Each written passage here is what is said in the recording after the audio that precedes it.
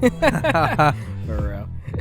Oh, man. Welcome to the Soul Tapes podcast. My name is Adam Cruz. My name is Antonio Reyes. And we have a special edition episode today. We want to kind of do something a little different and kind of do a reaction and give our perspective on, a topic that's been getting a lot of publicity in the news. I think it's a topic that is going on. A lot of conversations are happening in a lot of Christian circles as well. But I think, and out there, maybe you could set the stage a little bit. Yeah. This one is sad for me. It breaks my heart. Not because I'm disappointed. None of that, Yeah.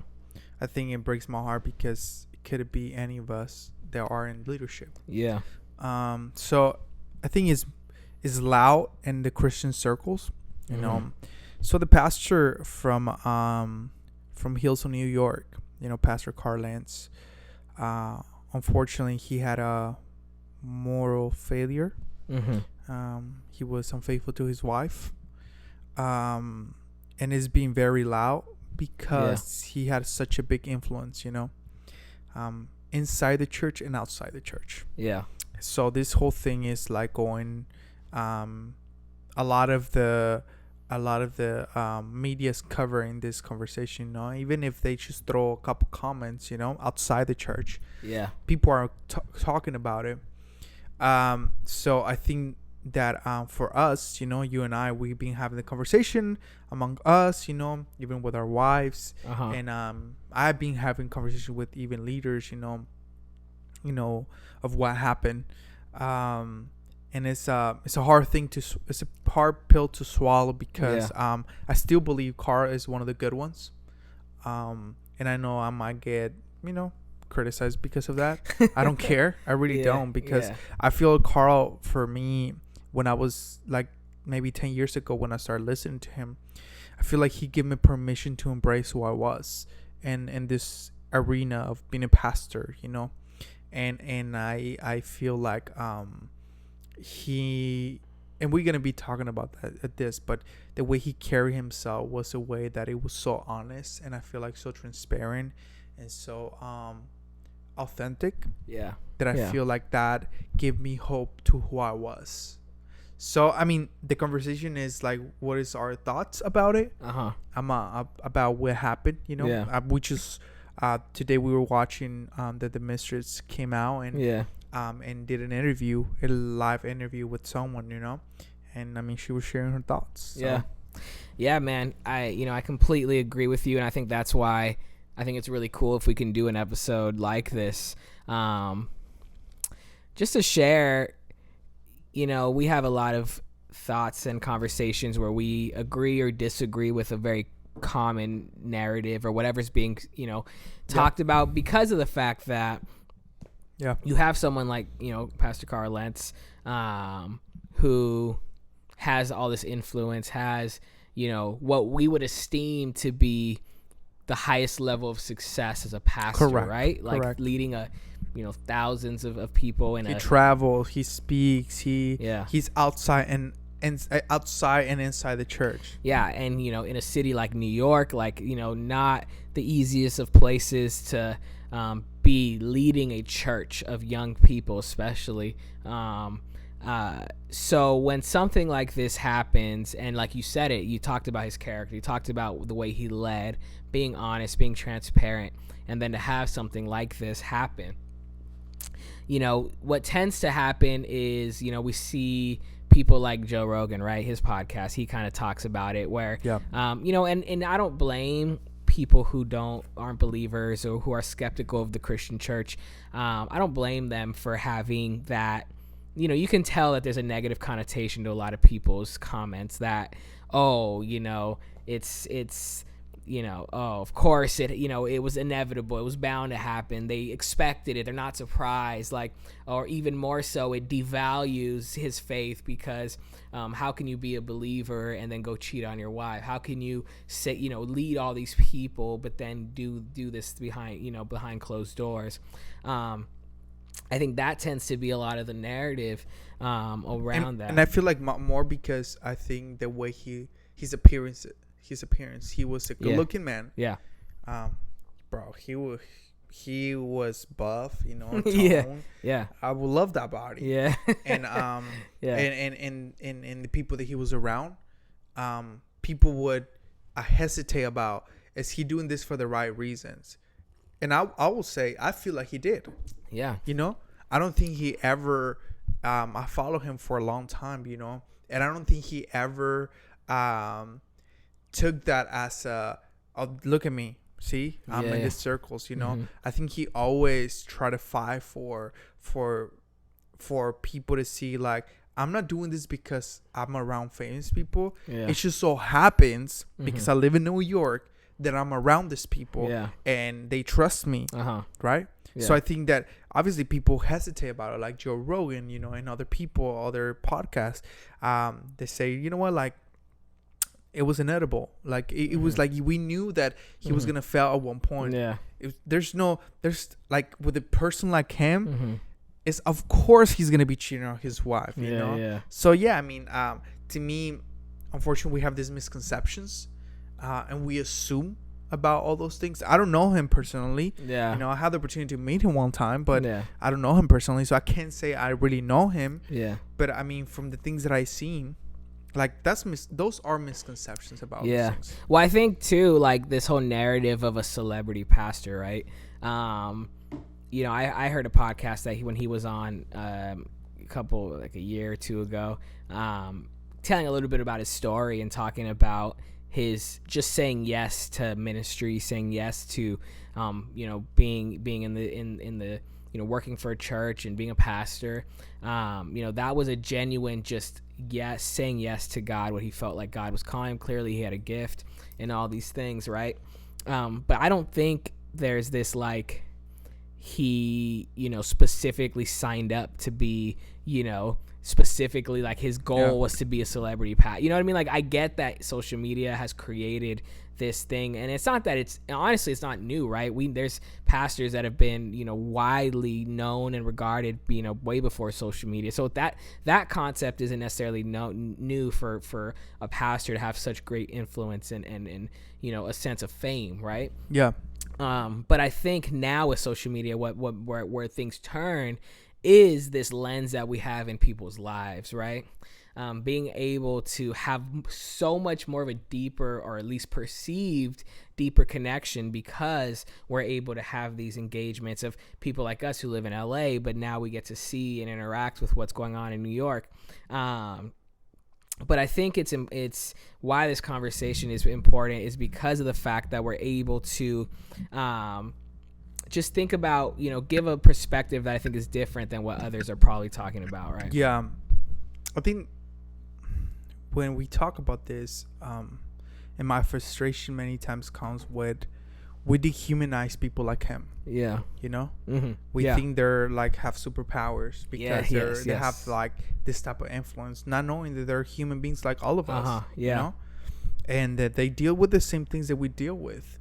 And then I remember one time T.D. Jakes talking about, like, he was like, Christianity is about one homeless person telling another homeless person what is a bread. You know? Yeah. And it's like, I took that as to the heart. It was like, that's so true. Not because we're on stage means that we're better than anyone else. That we have given the opportunity to do what we do doesn't mean that we don't struggle with a lot of the things, right? Yeah. And it doesn't mean that we're okay with our brokenness.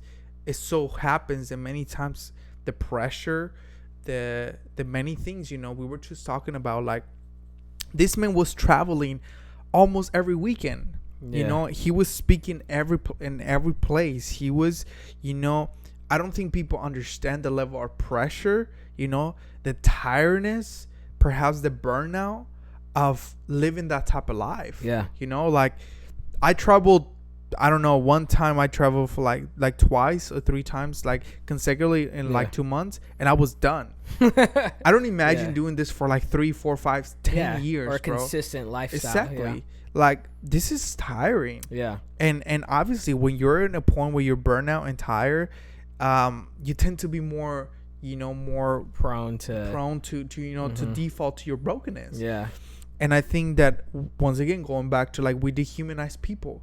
when they're in these places. Yeah, one of the things that I, not to make this like a reaction to Joe Rogan's podcast, but one of the comments that I didn't like was, because it's a common thought, it's not like his thought, it's a common thought that a pastor is someone who is sharing some form of wisdom that the audience doesn't have. Yep. And see, that to me is completely false. Yep. To what a pastor is, what a preacher does on stage. It is not that he had access to wisdom that we didn't have. Completely. It's on the contrary. I think it's inviting people into the ability to understand that they actually do have the exact same access to this the God that created us.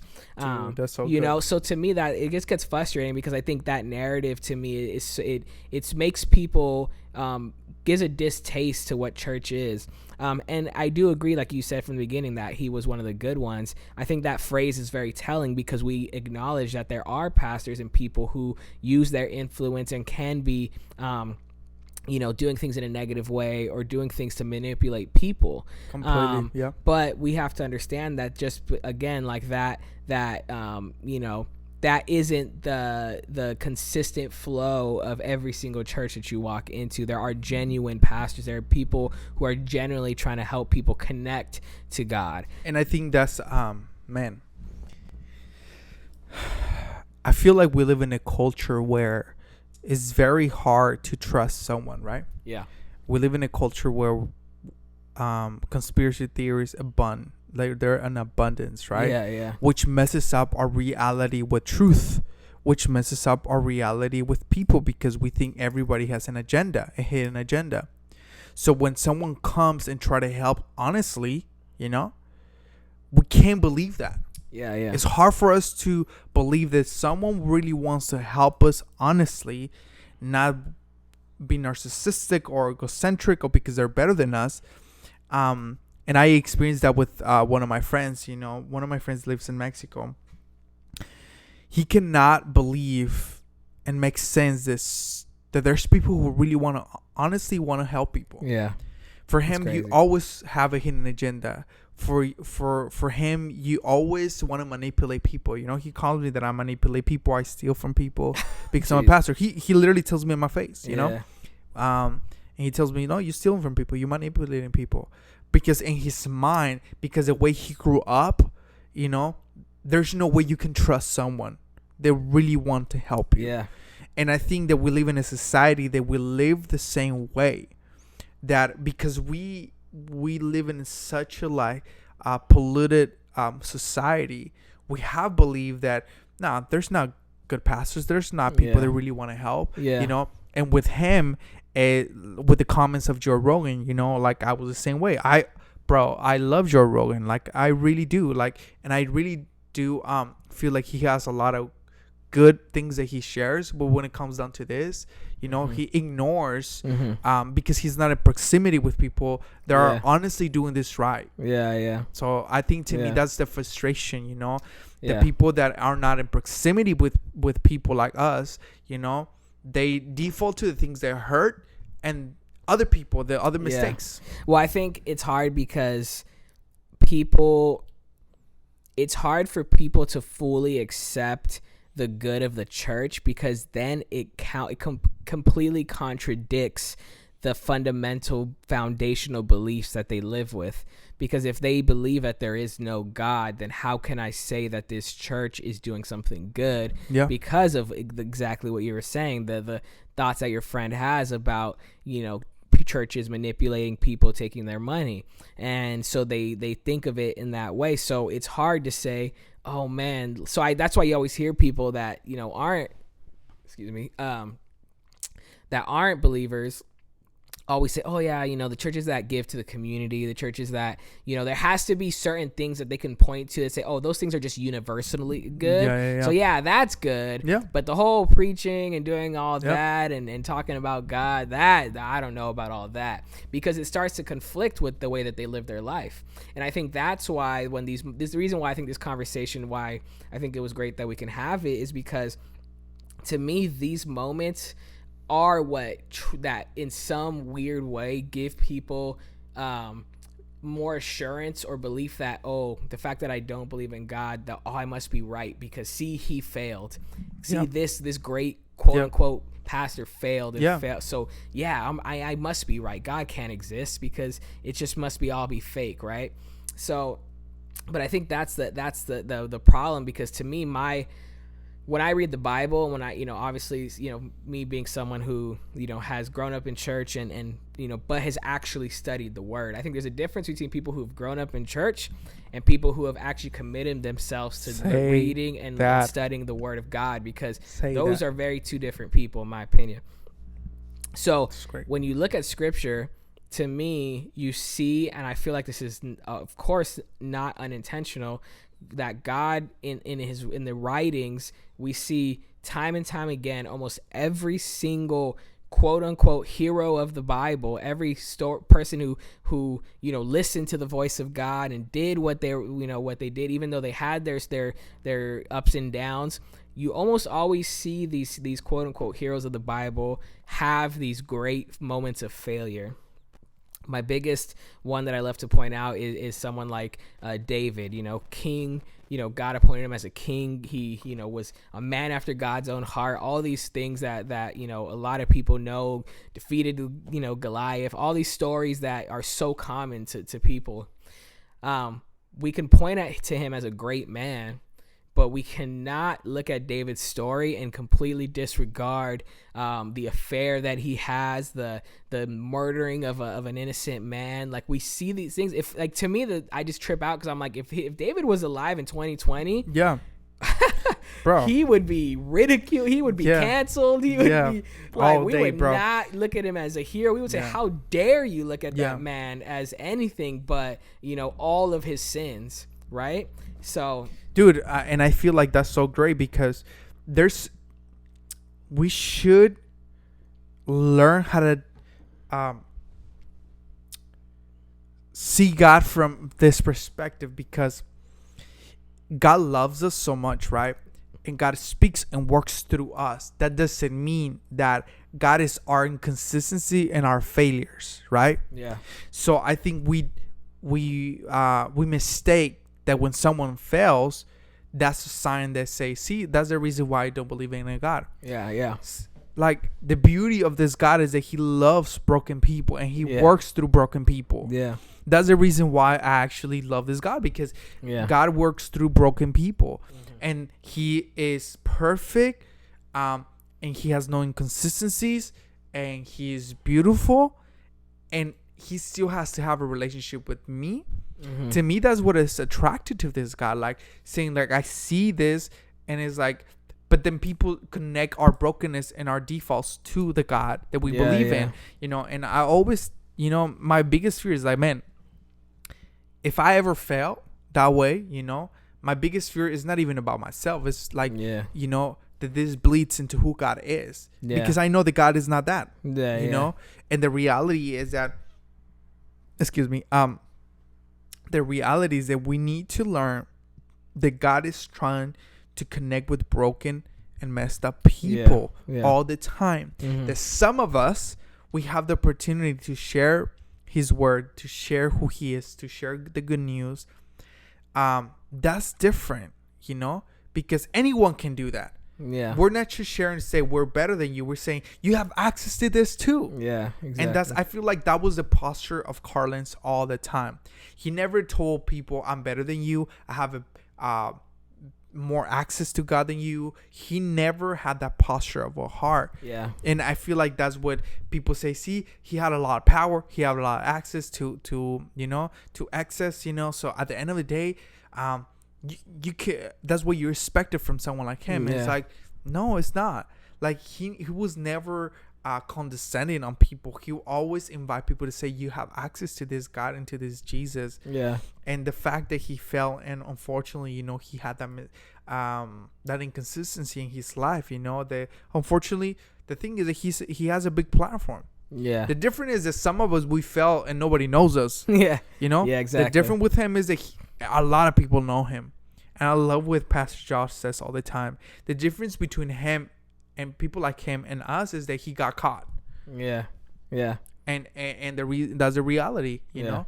So yeah, it's something that, you know, I think that we struggle with understanding and being able to kind of disconnect those two, right? Because of his status and where he was at and all these things. But it's true, right? We think about, you know, the differences between him and actually, you know, being, you know, exposed for the things that he did. But I think that's the whole purpose, right? Is that, you know, going back to why I was even bringing up David and the Bible and all these characters, is that when we look at someone like Carl Lentz, to me, we need to equate him not to the perfect image that we were kind of creating for him, and look at him more like the characters in the Bible. Because to me, that's what I love about the Bible, is that it's a reflection back into, you know, what does my life look like? What does my heart look like? What does my soul look like? And so when we see these moments of failure, quote unquote, these moments of where he, you know, makes a mistake, the reason why we shouldn't be surprised isn't because we were expecting it, because we were secretly waiting for a downfall, but it's because we are all human. And that's exactly what the Bible actually preaches, is that we are all sinners who fall short of the glory of God. So to me, it's like the Bible gives us the truth and says, hey, yeah, you're not like better because I knew it. You're not better because you knew it. The Bible told you a long time ago. Yeah, you can expect that you're going to fall. And that's exactly why we need to be connected to God and connected to Jesus, right? Yeah. When I was listening to an interview of the mistress, she was saying, you know, like people like him shouldn't be leading, you know. And I get it, you know. I feel like I understand the level of, like, if you're in a place where, you know, maybe emotionally and spiritually you're not healthy. Yeah. Obviously you should be aware of that, or maybe you should not be leading. But I think that once again we misunderstand that. We think that people should be perfect because they believe in God, that God, right? And I know that we come from generations of pastors that had carried themselves that way. Yeah. You know? And I feel like in the last 10 to 15 years, there have been pastors that have been open to people and allow people to come in to see their scars. Yeah. And I think Carl was one of those. Yeah. And go for it. So I was just thinking that, you know, I think that comment of like people like him shouldn't be leaving, but my argument is like, what is a person like him? Because if you're going to point out certain flaws and features, you could point that out in every single person. Completely. We are all disqualified by those standards. I think though this is where, to me, the value of something like a Sabbath is so important, because you're exactly what you're talking about. The level of work, of travel, of stress, especially thinking about the magnitude of the size of the church that he was leading, can be a lot, right? So I think that maybe what the version of him that she experienced this season, maybe he shouldn't have been leading in this season. That's good. But to say that he shouldn't be a leader, shouldn't be a pastor, to me is like, well, who should be? Yeah, no one. Who? No one can be. But I think that we have to, and this is something that I think should be preached more, is that we have to be able to assess ourselves, and the church needs to give permission for people to take a step back, to take a season of rest. So maybe it isn't a once a week thing. Maybe you need 3 months to not be on stage, to not be, you know, connected. Maybe you need to take that time, especially as a leader in that capacity.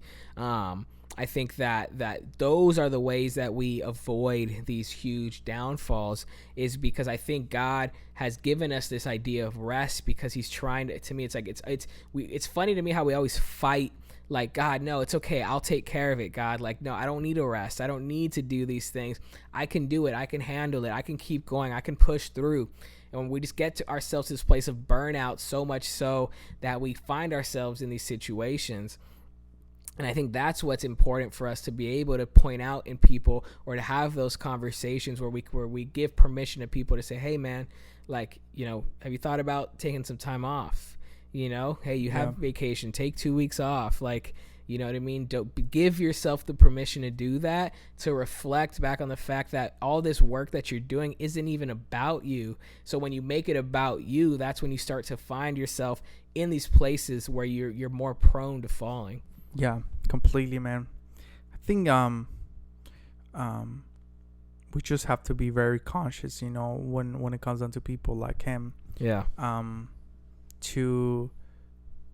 To their humanity and their choices, and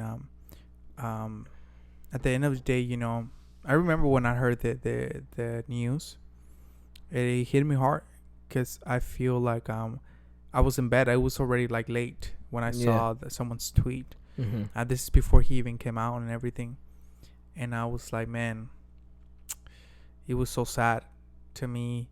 Once again, not because I was disappointed of him.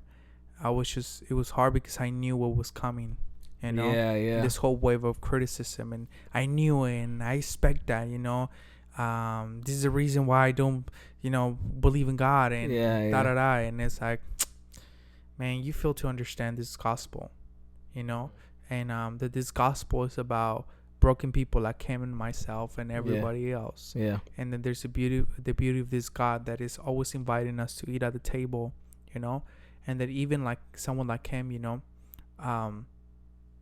my desire is like, man, if you're part of a church, pray for your pastor, man. Like, don't be misled by, I mean, he have it all together. Even if he never asks, like pray for him, like love him, take care of him, affirm him in some sort of way, like, they're human beings like everybody else. Yeah. And I think, speaking as a pastor, you always feel you fell short of everything that people are expecting all the time. Yeah, always. Totally. We never do enough. We never invest the time. We never do this enough. Like, so it's a whole cloud that we have to deal with that sometimes people don't understand, and people will probably never understand until they actually are in our position. Yeah. So honestly, for someone like him, my desire is that, man, hopefully he gets better. I know it's getting nasty with people talking about it. Yeah. But yeah, man. Yeah, hopefully it gets better for his own personal spiritual life, his family. I mean, because in the reality is he doesn't owe the public, he doesn't owe anyone anything. This is a season for him to just kind of, hopefully do what he needs to do for himself and for his family. My last 2 points, just quickly wrap this up, is, I find it funny how it's situations like this, in the secular world, they're always, it's funny that to me that they never value morality until it's in situations like this, where all of a sudden in a world that shines a light and encourages, some of the craziest, most horrible things, all of a sudden has a space of morality when a Christian falls. But the second thing is that as a Christian, if you call yourself a believer, and you go to a church and you're connected, I think that to those people, I would like to say, do not. I understand that the Bible talks about that there is a different level of responsibility for pastors and for teachers, but that doesn't mean that there is not also a standard and a responsibility upon you as a believer, period. So I think that as those that are Christians that are looking at him and ridiculing, or looking at a pastor and ridiculing them and saying you never do enough, you never do this, my question would be, well, what are you doing? What are you doing for your own life? What are the things that you're doing? How are you investing in your faith? How are you listening to what God is asking of you? Because we're so easy to point to those that are leading and willing to put themselves in the place of fire. But that, like you mentioned before, there's a responsibility that we have on our own lives. So I would just, want to kind of leave with that. I think, this is a time to just kind of reflect on whether you have, a person of faith or not, just to your values and what are you seeking to get out of this life, and to make sure that you're in a healthy place, to be able to accomplish the things that you're, looking to accomplish. Yeah, man, that's good. I love it, man. Think of something different, and maybe we might do some things like this more in the future if a topic connects to our hearts like this one does. So for reals. But we love you, fam. Share this podcast with your friends and family, and hopefully this can bring some sort of perspective in this topic. Yeah, we are the Soul Tapes Podcast. We'll see you guys next time. We out. Born broke, that's why we always needed hope. Life is real, never took it for a joke. Southgate to Long Beach to West Coast, coming down on my street, dab 'em up and let's go.